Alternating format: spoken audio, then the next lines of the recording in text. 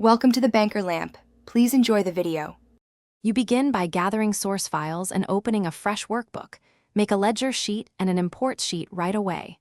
Once done, import CSVs using get and transform and set date and currency types so Excel interprets values correctly. You should create a basic chart of accounts sheet now to map categories. This prevents errors later. Make sure to remove duplicates and blank rows during import, because clean data saves time and avoids faulty totals when you start running formulas. You now convert imports into structured tables and assign named ranges. Structured references make formulas readable. Next, build SUMIFs to aggregate by account and index/match, or XLOOKUP to pull account names. This gives accurate, auditable totals.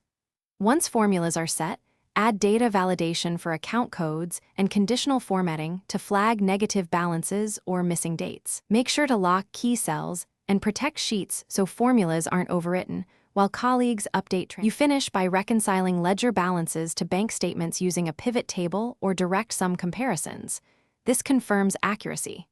Once reconciled, build monthly P&L and balance sheet views with slicers for fast filtering, and save a PDF copy for records. If totals don't match, use trace precedents, evaluate formula, and error-aware functions like IFER to locate discrepancies quickly. One tip: refresh all queries and recalc F9 after fixes. That usually clears mismatches and. Thanks for watching. If this was helpful, leave a like and consider subscribing. See you next time.